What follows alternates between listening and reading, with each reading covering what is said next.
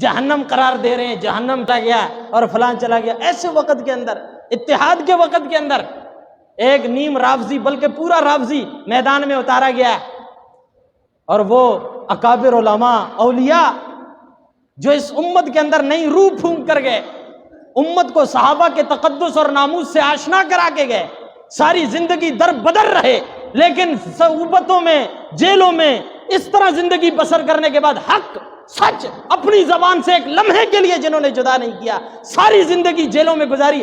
آخر جس وقت شہید کیا گیا تو لاہور سیشن کورٹ میں عدالت کے احاطے کے اندر 35 پولیس والوں کے ساتھ ضیاء الرحمن فاروقی صاحب شہید ہوتا ہے. اس کو یہ کہتا ہے میں واصل جہنم قرار دیتا ہوں، تو واصل جہنم قرار دیتا ہے، تیری شکل دیکھ بے غیرت انسان. وہ لوگ جو قرآن و سنت کی بالادستی کے لیے اپنی جانوں کے نذرانے دے گئے، جنہوں نے اپنے بچوں کے سروں کے اوپر سے اپنے باپ کا سایہ ختم کرنا قبول کیا ہے، اللہ اور قرآن اور پیغمبر اور اس کے فرمان کے ساتھ سودے بازی کرنا قبول نہیں کیا، اپنی جانوں کے نذرانے دیے، لیکن نہ اللہ سے غداری کی ہے، نہ رسول اللہ سے غداری کی ہے، نہ صحابہ سے غداری کی ہے، اور امت کے اندر بیداری پیدا کر کے امت کو بتا کر گئے ہیں کہ جو اللہ کا ماننے والا ہے، رسول اللہ کا ماننے والا ہے، وہ صحابہ کا غلام ہوگا، اور جو صحابہ کا غلام نہیں ہوگا نہ وہ خدا کا ماننے والا ہو سکتا ہے، نہ رسول کا ماننے والا ہو سکتا ہے. وہ پرلے درجے کا کوئی خبیث کمینہ بے غیرت حرامی ہو سکتا ہے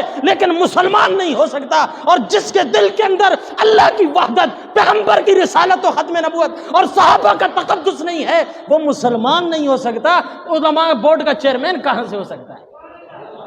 علماء بورڈ کا چیئرمین کہاں سے ہو سکتا ہے؟ وہ ہمارے اوپر مسلط کر دیا. شکل دیکھو اس کی، اور خبیث نہ کچھ پڑھنا جانتا ہے نہ کچھ جانتا ہے. یہ آگے آج حکومت سے پوچھتے ہیں ہم، آج تم کہاں ہو؟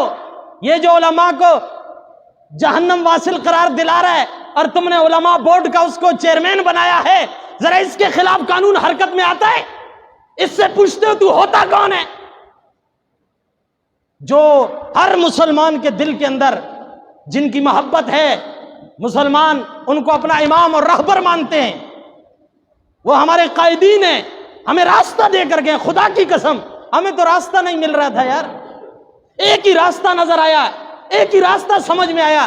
چلو اس پہ تکلیفیں ہیں، صعوبتیں ہیں، مر جائیں گے لیکن کسی کے کھاتے لگ جائیں گے. ایک ہی تو راستہ ہے، اور تو ہمیں اس ملک میں کوئی راستہ نظر ہی نہیں آ رہا. ہم اس کے پاس جائیں، اس کے پاس جائیں، وہ بھی کرپٹ، یہ بھی کرپٹ، وہ بھی کرپٹ. ایک راستہ تھا اور وہ راستہ صحابہ غلامی کا ہے. میرے ایمان کا پتہ نہیں ہے تو جنت میں جائے گا یا نہیں جائے گا، کوئی پتہ نہیں ہے. صحابہ تو وہ ہیں اللہ قرآن میں بتا کے گیا ہے یہ جنتی ہیں، وہ کل وعد اللہ الحسنہ، یہ سارے کے سارے جنتی ہیں. اور جنتیوں کو اپنا امام ماننے والا ضیاء الرحمن ہے، جنتیوں کو اپنا امام ماننے والا حق نواز ہے، اور حق نواز کے روحانی فرزند ہم ہیں. ہم حق نواز کا علم اٹھا کے، ضیاء الرحمن کا علم اٹھا کے صحابہ غلامی میں اپنی جان تک فدا کر دیں گے، لیکن کسی کتے کی بکواس کو برداشت نہیں کریں گے.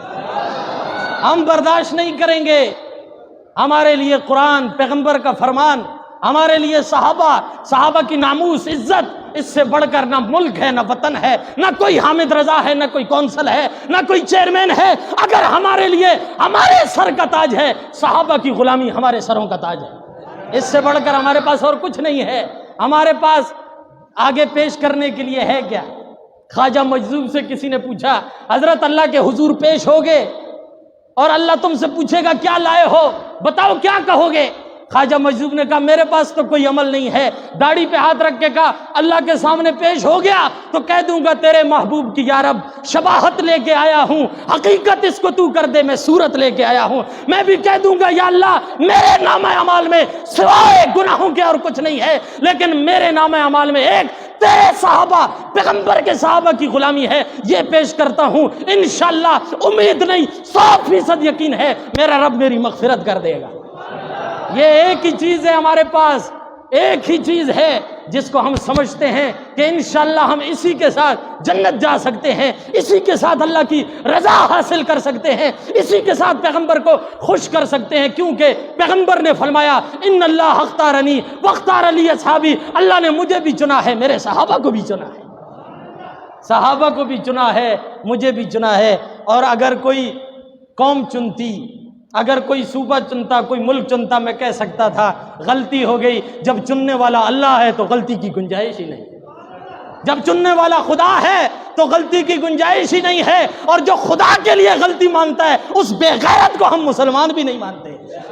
اللہ رب العزت ہمیں سمجھنے کی، عمل کرنے کی توفیق عطا فرمائے۔ وما علینا۔